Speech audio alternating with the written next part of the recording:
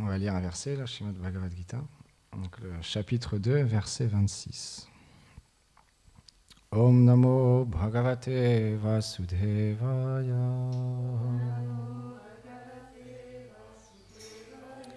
Om Namo Bhagavate Vasudevaya.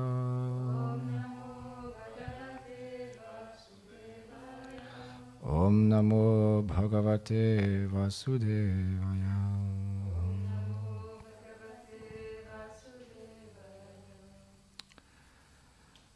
Atachinam nitya jatam nityam va manasya mritam tatapi dvam mahabaho nenam chochitum harasi. Traduction. Et même si tu penses que l'âme est perpétuellement sujette à la naissance et à la mort, ô meilleur des guerriers, tu n'as toujours pas plus de raison de te lamenter. Commentaire. Selon Srila Vishwanath Chakravarti Thakur, après avoir décrit la réalité éternelle de l'âme par rapport à l'autorité des écritures védiques, Shri Krishna décrit maintenant l'hypothèse que l'âme n'est pas séparée du corps. La science et les philosophes athées sont du même avis. Pour eux, elle apparaît et disparaît avec le corps. Ils pensent que la vie apparaît lorsque la combinaison des éléments matériels est terminée. Même si Arjuna avait cru à une telle philosophie qui nie l'existence de l'âme, il n'aurait aucune raison de se lamenter pour un amas d'éléments chimiques, car selon cette philosophie, d'innombrables êtres vivants naissent de la matière et meurent à chaque instant. De plus, puisque l'âme n'a point d'existence, il n'y a pas non plus de renaissance ni de conséquences si l'on tue les êtres. Om Agyanati Milandasya Gyanam Jalam Sharakaya Shakshu Militam Yena Taismai Shri Gurave Namaha. Jai Shri Krishna Chaitanya Prabhu Nityananda Shri Advaita Gadadhar Shivasadi Gaura Bhaktavrinda. Hare Krishna Krishna Krishna Hare Hare Hare Ram Ram Ram Hare Hare. Vrindaye Tulasi Devyaye Priyaye Keshavasya Cha Krishna Bhakti Pratidevi Satyavate Namo Namaha.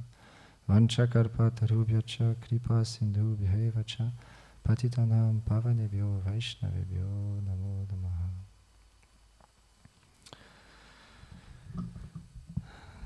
Donc, j'ai appris il y a quelques instants que j'allais donner la conférence. Donc, pendant une période, quand je faisais le service de puja aux déités, pendant cette période-là, en fait, quand je cuisinais, j'avais l'opportunité d'écouter tous les jours des conférences. Donc, naturellement, le principe, c'est qu'on répète ce qu'on a entendu. Et comme un perroquet, fidèlement, avec la sincérité, avec le cœur. Gurudev, il m'expliquait souvent une conférence, simplement dire les choses avec le cœur, avec honnêteté. Pas parler en pensant qu'on est un grand Vaishnav, qu'on est assis sur un Vyasasana, que les autres sont inférieurs à nous et qu'on a la vérité en nous, mais comme un service. Parce que la nature de l'âme est de servir les êtres. Et même Arjuna ici, on voit dans cette tragédie, on pourrait dire, immense, que les Pandavas ils se retrouvent en face de leur oncle, de leur grand-père, leur maître d'armes. C'est un moment terrible pour eux, et Arjuna il se lamente de devoir les tuer. Mais là, Krishna il explique que même s'il ne prend pas en compte le principe de l'âme, il n'a aucune raison de se lamenter pour un corps qui est fait de sang, d'eau et d'éléments chimiques. Parce qu'alors, quelle est la raison de se lamenter pour une telle chose très limitée? Mais on peut voir justement dans l'histoire des Pandavas, ce qui est intéressant, c'est qu'ils ont rencontré énormément de difficultés dans leur vie. Pourtant, c'est des grands dévots du Seigneur. Et c'est un enseignement qui est très important pour nous. Parce que le monde matériel veut dire difficulté. On n'y échappera pas. Qu'on vive dans un temple, qu'on vive à l'extérieur du temple, qu'on vive marié, renonçant, qu'on vive dans une grotte, aux Bahamas ou dans une ville, il y aura des difficultés. Le monde matériel, c'est inévitable. Ne serait-ce que par le corps, par le mental, le faux ego, par les autres entités vivantes, les catastrophes naturelles. On est sujet à la difficulté dans ce monde. On racontait hier une petite histoire avec Gorananda, Rasamani et Arjuna. Quand un poisson, on le sort de l'eau, on le met sur un beau transat, des belles femmes les vantent, on lui donne un beau cocktail, des sweets merveilleux. Pendant quelques instants, il va pouvoir se gratifier l'essence, il va pouvoir profiter de ce moment et se dire « Waouh, c'est le bonheur ». Mais au bout d'un moment, il va suffoquer, il va se sentir mal à l'aise et il va complètement paniquer. Et dès qu'il va replonger dans l'eau, de nouveau, il est dans son élément naturel et il se sent bien, paisible. De la même manière, dès qu'on s'identifie au corps, dès qu'on perd cette notion d'éternité, d'âme spirituelle, on panique. On est dans la souffrance, on est dans le mental, on est dans le faux ego, on est dans l'envie, la jalousie, la colère. Toutes ces choses-là viennent dues à l'identification avec le corps. On perd notre réalité. Tout à l'heure, je parlais de ça. Le chant du Mahamantra, ce qu'il y a d'extraordinaire, c'est que ça nous inspire naturellement à parler de Krishna et de Radharani, leurs associés. Parce que ce chant, il ne vient pas de ce monde. Donc ça nous inspire, justement. Il y a un verset qui expliquait dans les textes sacrés, je ne me rappelle plus, c'est le Srimad Bhagavatam, il expliquait que on désire entendre parler les Vaishnavas du Harikatha, mais quelque chose qui fasse fondre notre cœur. Un sujet qui puisse véritablement nous transporter, nous amener une émotion tellement puissante qu'on puisse, à ce moment-là, pendant quelques instants, complètement être ailleurs. On n'a pas envie d'entendre sur des choses comme qu'est-ce que font 1 + 1 est égal 2, ou la voiture rouge a la telle capacité, ou telle personne a besoin d'une maison. Expliquer le principe du végétarisme. À moins que quelqu'un ici mange encore de la viande, du poulet. On a envie d'entendre sous les doux divertissements du Seigneur. Quand on chantait tout à l'heure, je voulais parler d'un sujet et puis après je me suis dit, oh non, on va juste parler de Krishna et les Sakas. Mais on va quand même parler un petit peu de Arjuna. Et donc Arjuna, ils ont rencontré tellement de difficultés. Draupadi et leur femme, dans une assemblée, humiliés par Dushashan d'une manière inadmissible en ce temps-là. Nous, maintenant, de nos jours, on va à Paris, on va dans le métro, on se balade un peu partout dans les rues, on voit les femmes, elles sont placardées sur des grandes affiches en petite tenue, et les jeunes filles, même de 12 ans, 10, 11 ans, 12 ans, elles sont vêtues d'une manière très sexy pour attirer le sexe opposé. Mais la chasteté de Draupadi est quelque chose d'extrêmement puissant, qui ne pouvait pas être détruit de cette manière-là. Et là, devant tout le monde, devant des grandes personnalités comme Bhishma, Dronacharya, Kripacharya, Dhritarashtra, Draupadi a été humiliée. Mais parce que ils avaient perdu au dé, parce que c'est aussi un divertissement.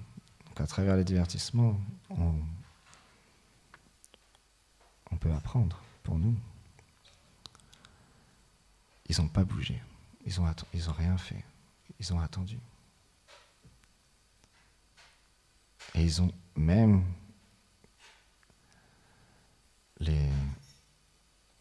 triché au dé, envoyé en exil. Et ils ont baissé la tête, ils n'ont rien dit.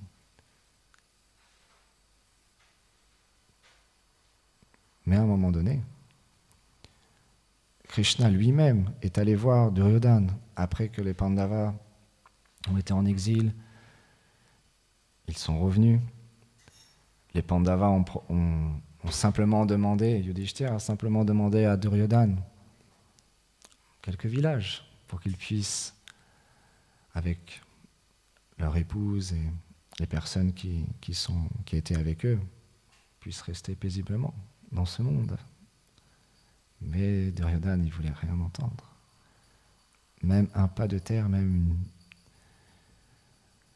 un grain de moutarde, il ne voulait pas donner rien, zéro aux Pandavas. Donc la guerre devenait de plus en plus inévitable. Krishna lui-même est allé voir Duryodhana pour le raisonner. Et encore une fois, malgré les conseils de Bhishma, de Dronacharya, Duryodhana n'a pas voulu écouter. Donc parfois, on n'a pas envie de se retrouver dans certaines situations. Les Pandavas n'avaient pas envie de cette guerre. Krishna lui-même a demandé aux Pandavas, à Arjuna dans la Bhagavad Gita, de combattre. Mais ce n'était pas leur désir. Les dévots du Seigneur, ils vivent paisiblement, simplement absorbés en Krishna. C'est leur seul désir, parce que leur cœur a été pris. Mais parfois, comme là, dans cette bataille de Kurukshetra, Krishna lui-même a demandé à Arjuna de combattre. Et au tout début, Arjuna, il ne voulait pas. De nouveau, il ne voulait pas. À quoi ça sert que je gouverne sans mon grand-père, mes oncles, mon maître d'armes? Je ne désire rien pour moi. À quoi vont me servir toutes ces opulences? Moi, je peux vivre simplement dans une grotte, me retirer. Mais là, Krishna, il lui a dit à Arjuna, non. Là, tu dois combattre. C'est mon désir. Donc parfois, on peut se retrouver dans la vie de famille, ou dans un temple, dans une institution, à devoir défendre le Seigneur, défendre le maître spirituel, malgré nous.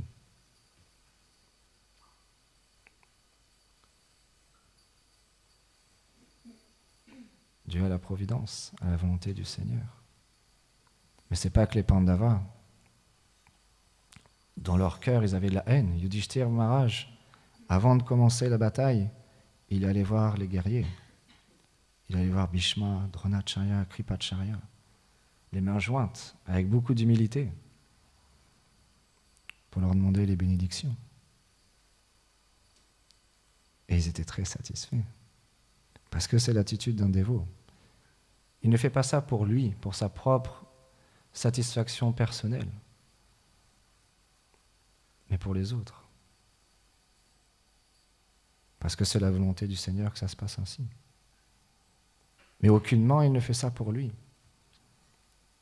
Parce qu'un Vaishnava, il n'a rien besoin. Nadanam, najanam, nasundalim, kavitam, vajagadisha, kramayem, mama, janmani, janmani, jvare, bhavatat, bhakti, harituki, dvahi.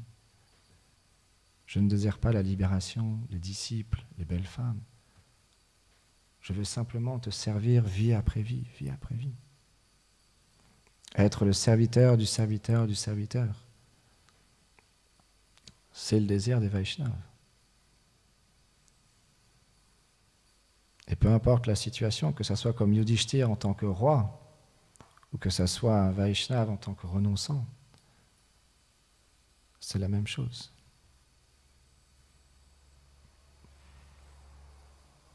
Parce qu'il y a des êtres qui sont derrière eux.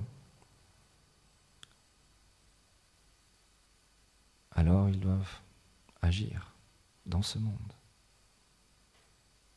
Mais leur cœur, il est ailleurs. De la même manière, on doit suivre dans les traces des Pandavas. On est dans ce monde, on a désiré être dans ce monde. On doit en prendre les conséquences.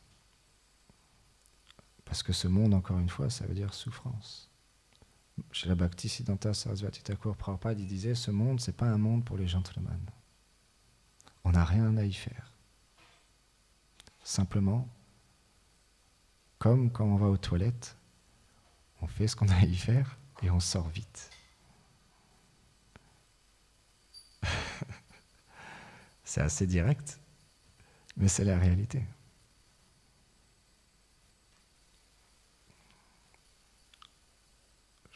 On marchait hier avec Gurudev et on regardait autour de nous et Gurudev il a dit il n'y a rien de joli ici dans ce monde. Comment on peut être appréciatif de la beauté de ce monde? C'est tellement fade, tellement limité. Comme on partageait hier Govardhan, c'est des cascades de boissons aussi délicieuses les unes que les autres.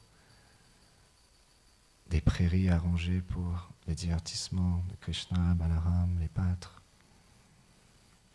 Des grottes merveilleuses. Les pierres, elles brillent comme des saphirs. Les vaches viennent boire ces pierres. C'est des lieux tellement extraordinaires. Et tout est personnel. Tout est personnel.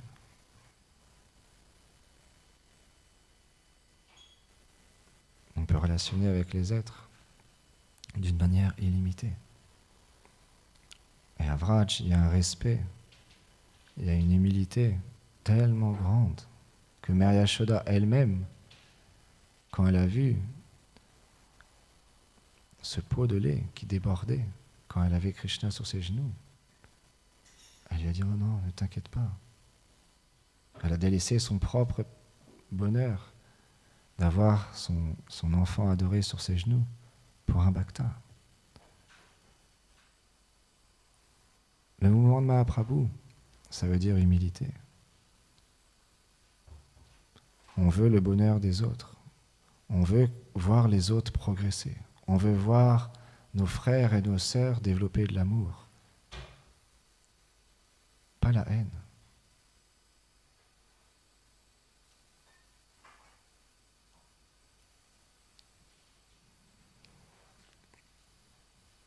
Parce que ce monde est fait de concupiscence et on cherche notre propre plaisir. Alors naturellement, il y a des conflits.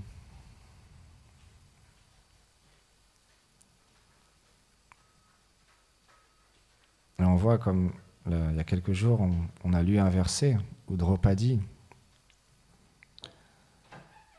la personne, Ashvatam, qui a tué ses propres enfants pendant leur sommeil, lui a été amené par Arjuna pour qu'il soit exécuté.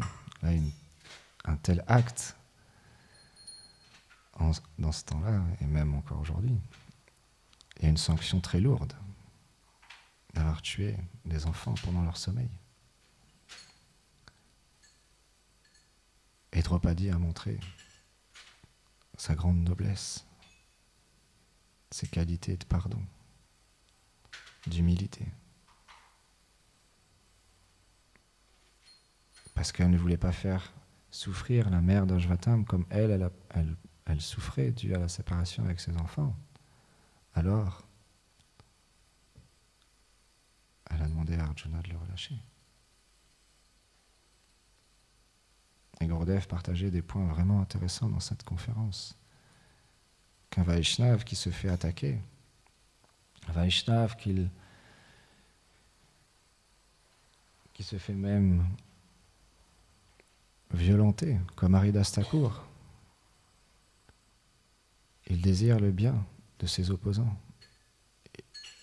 C'est tellement élevé le Vaishnavisme. C'est tellement, tellement élevé. On est dans une filiation spirituelle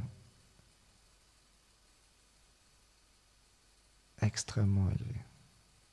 Donc suivre dans les traces, représenter le mouvement de Mahaprabhu, ça demande une grande introspection, une grande humilité. Parce que les gens, ils regardent, les gens écoutent ce qu'on fait, comment on agit, comment on se comporte, nos paroles, nos moindres actes. Et ils analysent. Et en fonction de leur analyse, ils adhèrent ou ils adhèrent pas. Et c'est normal.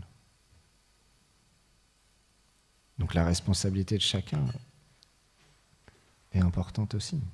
Dans une communauté, si on veut offrir un service à Mahaprabhu, à notre Guru Parampara, pour le bénéfice de la planète entière, dans un premier temps pour la France, naturellement, on doit prendre à cœur ces qualités essentielles que Mahaprabhu a enseignées dans le 3e verset du Shastakam. Trinadapi sunichena talolapi saishnana amanena madanena kirtanya sadahari. La tolérance, l'humilité, et offrir son respect aux autres sans en attendre en retour. Un Vaishnav, il partageait quand il entend ce verset, dû à son humilité, il dit « Oh, le Vaishnavisme, c'est pas pour moi. J'y arriverai jamais. » Mais on voit les Vaishnavas, Bhaktivinoda Thakur, dans ses chants, il nous montre l'exemple comment développer l'humilité. C'est en ayant cette attitude. Pas en se disant « Ok, je suis la pierre des crapules » et on continue. Non, intérieurement se repentir et sincèrement, honnêtement, se considérer véritablement comme le plus déchu et offrir son respect aux autres et prendre refuge des autres en leur suppliant de bien vouloir leur donner leur miséricorde. Tu es tellement plus qualifié que moi. Il n'y a pas de péché que je n'ai pas commis. Toute ma vie, j'ai passé à servir des êtres avares, pris par le pouvoir, la fortune, les belles femmes. Ma vie est simplement qu'un péché. Il n'y a pas de crime que je n'ai pas commis. Et Bhaktivinoda Thakur, encore et encore et encore dans ses chants. Pourtant, c'est Kamala Manjari au monde spirituel. C'est une Manjari très intime de Srimati Radharani. Et dans ses prières, dans ce monde, elle se considère la plus déchue. Celle qui n'a rien obtenu. J'ai gâché toute ma vie.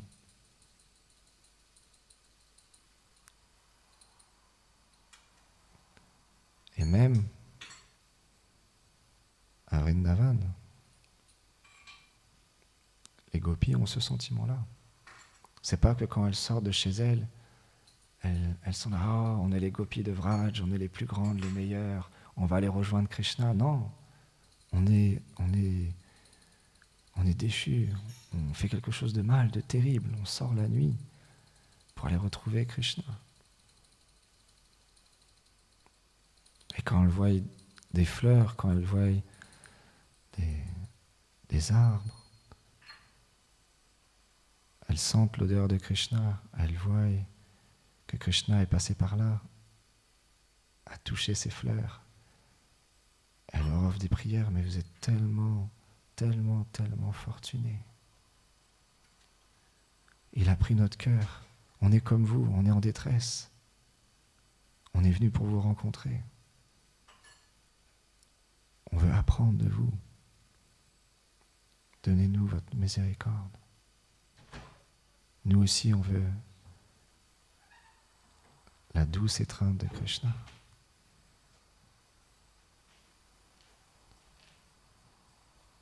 Là, il y a de l'humilité. Là, il y a de l'amour, il y a de la dévotion. Il y a une explosion d'amour. Il n'y a pas d'envie. Parce que dans ce monde, on pense que les choses sont à nous, on s'accapare les choses, on se les approprie. On pense c'est mon disciple, c'est mon temple, c'est ma femme, c'est mon fils, c'est mon frère, c'est ma sœur, c'est mon doti. Naturellement, le conflit va arriver. Naturellement, la souffrance va arriver. Parce que tout appartient au Seigneur, tout appartient à Krishna. Il est le jouisseur suprême. Et nous sommes les serviteurs aimants, dévoués à sa personne. Et le Harikatha, c'est ce qui nous permet de se rappeler qui nous sommes. Parce que dû au mental, dû à notre faux ego, on ne va pas dire parfois, on va dire souvent, on se laisse emporter et on perd notre intelligence. Mais si entre nous on échange ce Harikatha avec humilité, pas en écrasant l'autre, en pensant « Ah, là je vois que tu es en difficulté, je vois que tu souffres, tiens, regarde. » Et là, on déballe toute notre connaissance. Moi, je suis bien positionné. Je vais te montrer comment faire. On peut être sûr que quelques instants, quelques jours après ou quelques mois après, nous-mêmes, on va se retrouver dans cette même situation. Avec humilité, avec beaucoup de compassion. On partage Harikatha, simplement dans un esprit de partage, de service, pour s'aider soi-même et pour aider les autres. Parce que quand on parle, naturellement, nous-mêmes, on en bénéficie. Et quand on écoute, on en bénéficie aussi. Les deux sont un service. L'écoute et la parole sont des services. Et donc si on a l'opportunité, comme ici, de pouvoir vivre ensemble, c'est extrêmement important de pouvoir échanger sur ce qu'on peut lire, entendre ou se rappeler envers nos frères et nos sœurs, entre nous. Parce que c'est comme barater le nectar. Parler sur la philosophie, sur Krishna, c'est barater le nectar continuellement. C'est comme chanter les saints noms. Gourdev, il prend souvent cet exemple quand on dit tomate, tomate, tomate, tomate, tomate, tomate, tomate. À un moment, ok, on a compris, c'est la tomate, elle est rouge. Et puis je ne peux pas expérimenter avec juste en citant tomate. Il n'y a pas d'expérience possible, du goût. Mais parce que le saint nom, il est Chintamani, il comble tous les désirs, il est pur, transcendantal. Alors chaque kirtan, chaque syllabe, comme expliquait Yashoda Dulal, ce beau divertissement, Radharani, juste la première lettre du mot Krishna, c'était fini. Juste écrire la première lettre sur une pétale de fleur. Quand viendra ce jour, Mahaprabhu, c'est ça la prière. Quand viendra ce jour où des larmes couleront de mes yeux, où les poils de mon corps se hérisseront-ils, où ma voix s'étranglera-t-elle quand je chanterai Krishna. Quand viendra ce jour? Et Rupa Goswami, il rajoute, parce que les Vaishnavas, ils aiment glorifier encore et encore, barater le nectar. Même les gopis aussi, d'abord Rupa Goswami. Rupa Goswami, il explique qu'il ne trouve pas de mots pour exprimer ce qu'il ressent quand il récite les 2 syllabes Krishna. Et à ce moment-là, quand il les récite, il désire avoir des millions d'oreilles pour entendre son nom et des millions de bouches pour les glorifier, pour les chanter. Et les gopis, elles ont dit à Brahma, mais Brahma, t'es juste qu'un idiot. Tu nous as donné juste 2 yeux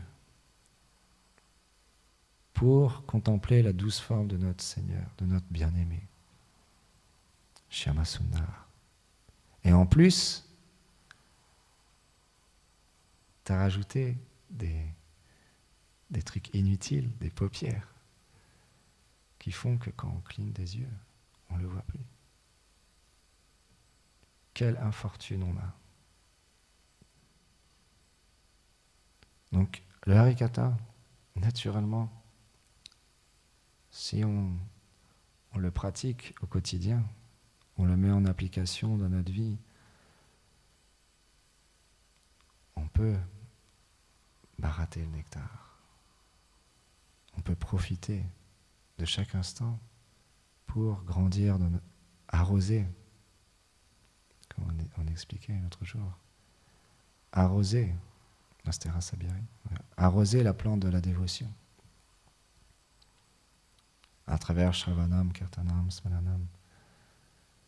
On arrose la plante de la dévotion. Donc pour finir, on va arroser la plante de la dévotion ensemble.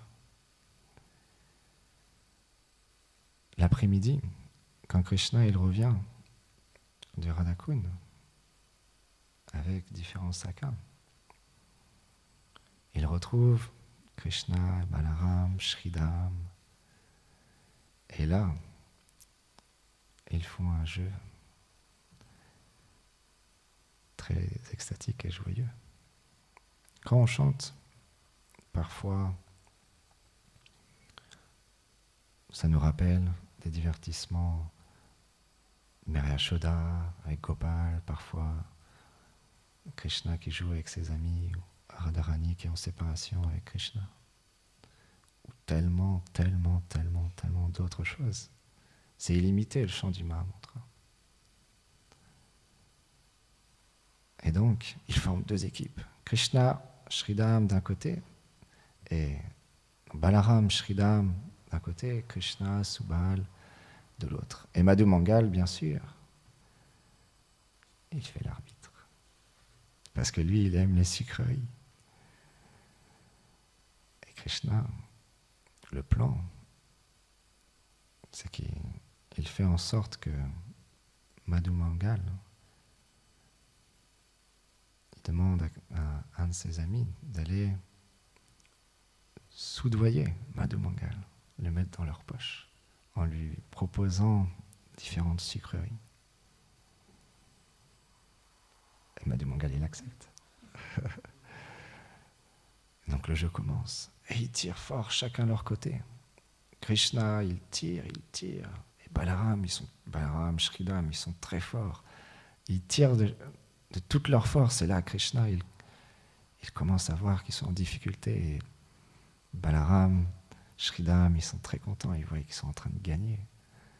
Et là, comme ils voient qu'ils sont en train de gagner, ils voient au loin les amis de Madhu Mangal qui commencent à manger les sweets. Et ça les déconcentre. C'était ça la ruse. Et donc là, Balaram, Shridham, ils sont un peu déconcentrés. Et d'un seul coup, boum, Krishna, il tire fort avec ses amis. Et l'un après l'autre, ils tombent. Et ils ont perdu. Et il y a souvent un gage. Ceux qui perdent, ils doivent faire des grenouilles dans l'eau. Et donc Balaram avec Shridham, tous ils se mettent à faire des grenouilles. C'est ça les 2 divertissements de Vraj. Et Krishna, il les rejoint et tous ensemble, ils font les grenouilles.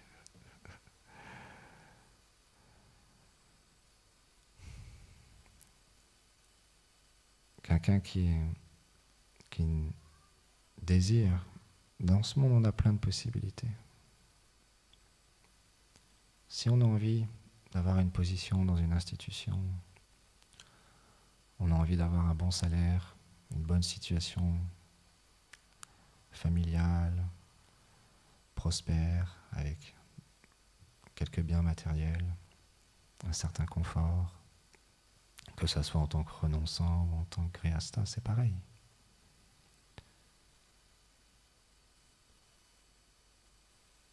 Et qu'on désire rester dans ce monde. Ça ne va pas forcément nous toucher d'entendre les doux divertissements du Seigneur. Mais quand c'est une grâce, c'est vraiment une grâce. Par la grâce du maître spirituel des Vaishnavas, de notre bonne fortune, on désire cultiver cet amour spontané pour le Seigneur, même si on n'est pas qualifié. Encore une fois, le désir ne dépend pas de notre qualification. Au contraire, il faut être honnête. Il ne faut pas être comme Bakasura, où les démons représentent cette duplicité. On se présente comme un grand Vaishnava, comme un maître, alors qu'on n'est rien du tout. Mais désirer. Le désir est important. Alors qu'on va entendre Gurudev parler, ou d'autres Vaishnavas, ou entre nous, on va échanger, comme on partageait au début, ça va nourrir notre bhajan, ça va nourrir notre cœur, notre journée, dans le service, dans notre attitude envers nos frères et nos sœurs. Parce qu'on sera dans cette joie, on sera dans cet amour qui ne vient pas de ce monde. On sera dans une telle disposition qu'on verra nos frères et nos sœurs comme des personnes vraiment spéciales, qui sont plus chères que notre propre personne, parce qu'ils sont ici, avec moi. Et ces personnes-là, ils me sont très chers, parce qu'ensemble, on baratte le nectar des gloires de Krishna. Parce qu'ensemble, on baratte le nectar du service, du chant du Mahamantra. Et même si parfois je rencontre des difficultés, même si parfois l'envie ou la jalousie ou la colère vient dans mon cœur, je dois demander pardon. Je dois suivre dans les traces de Mahaprabhu, de Rupa Goswami. Rupa Goswami, quand un Vaishnava est venu le voir, il était en méditation, il était en transe, absorbé dans ce divertissement où Madhu Mangal se fait attaquer par un cheval. C'est ça ? Keshi. À chaque fois que j'ai un doute, je regarde Kamal Manjari. Et Rupa Goswami, il rigolait dans sa méditation, parce que Madhu Mangal, hop, il a à quelques millimètres, il aurait pu se faire, on dit, voltiger, je ne sais pas comment on peut dire, se faire rentrer dedans et partir à des kilomètres.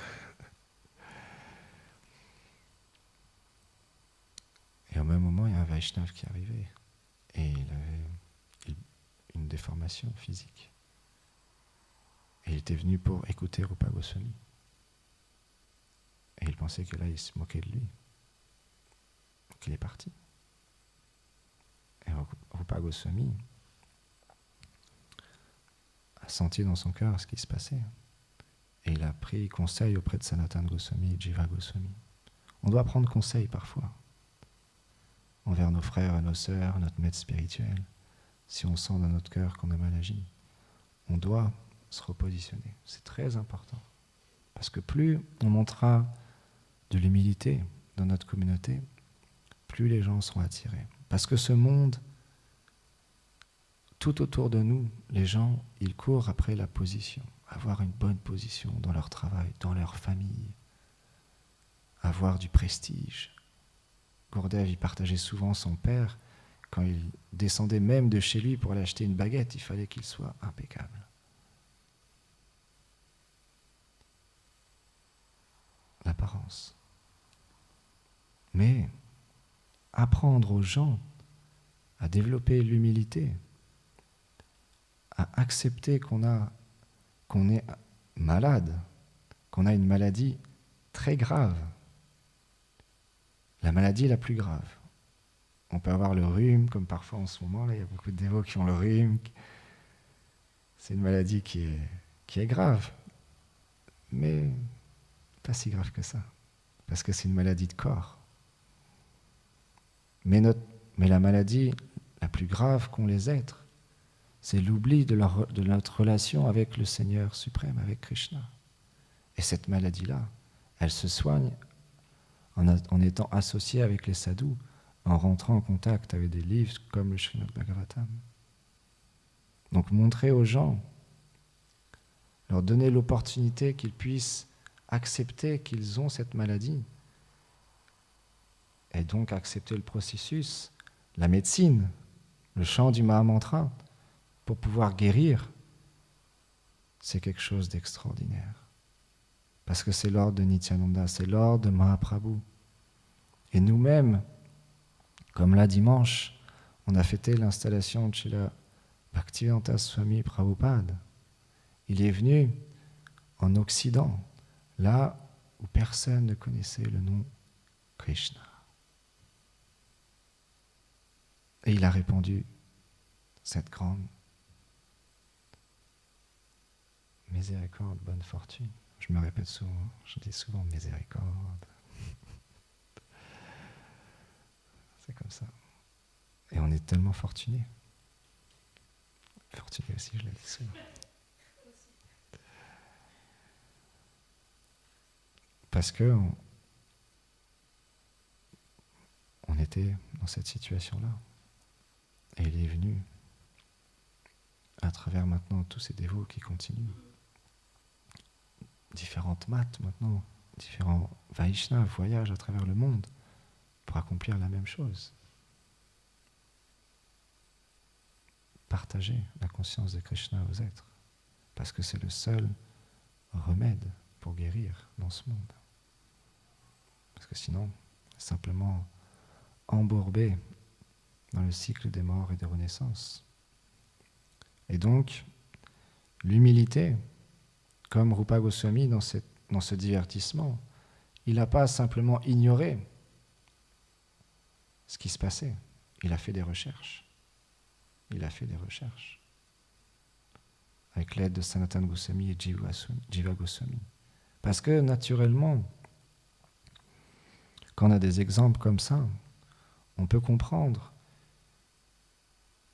Par la grâce du maître spirituel, si on développe une certaine dévotion, les personnes qui vont rencontrer des difficultés avec nous vont souffrir ou rencontrer des difficultés dans leur vie spirituelle. Et ça, un bhakta, un dévot, il ne souhaite pas. Et Rupa Goswami, il a invité tous les grands Vaishnavas, les grandes âmes, à venir honorer Prashad. Tous sont venus sauf un. Et il allait le voir, non pas pour l'écraser encore plus, pour comprendre ce qui se passait. Pourquoi il n'était pas venu?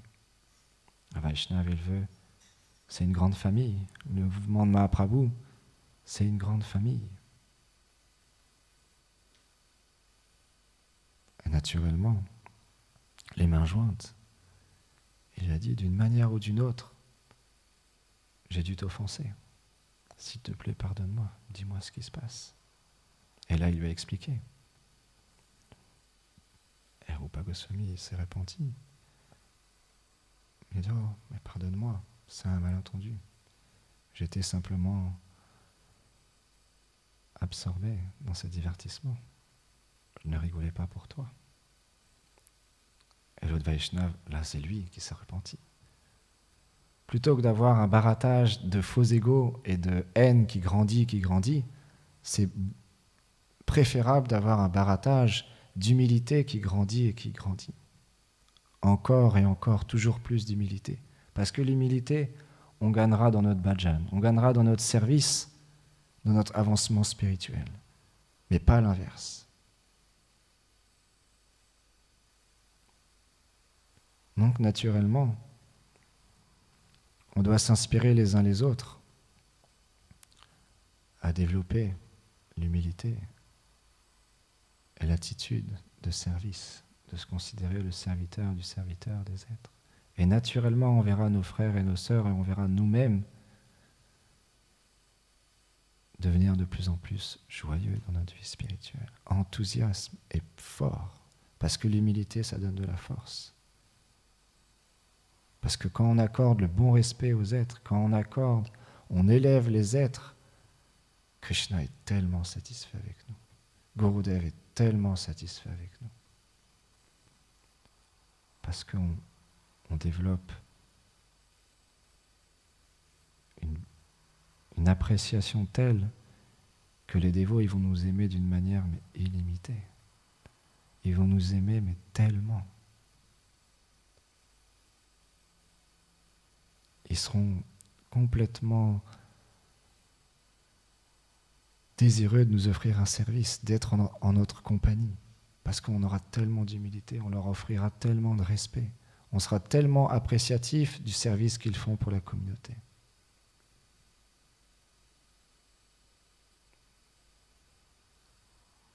Donc Sri Chaitanya Mahaprabhu est venu nous enseigner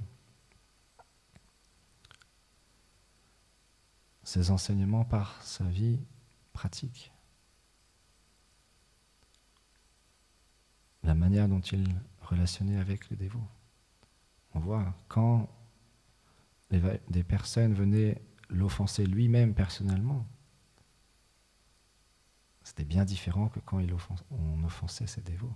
Sa réaction n'était pas la même. Une fois, il y a quelqu'un qui a offensé Shrivas en plaçant du vin devant sa maison, de la viande, en disant à tout le monde qu'il prétend être un grand dévot, qu'il chante toute la nuit, mais regardez, il boit du vin et il mange de la viande toute la nuit. Tout de suite, il a contracté la lèpre. Mahaprabhu était vraiment quelqu'un de très connu. Et cette personne est allée voir Mahaprabhu. Il s'est dit, oh, ça doit être c'est dû à quelque chose qui s'est passé avec Mahaprabhu. Si je veux lui demander pardon, tout ira bien. Mais Mahaprabhu, quand il l'a vu, hors de ma vue, grosse crapule, je veux pas te voir, pars d'ici, pars immédiatement. Tu as offensé mon dévot, je veux pas te voir. Mais quand Mahaprabhu lui-même se faisait critiquer, il disait rien.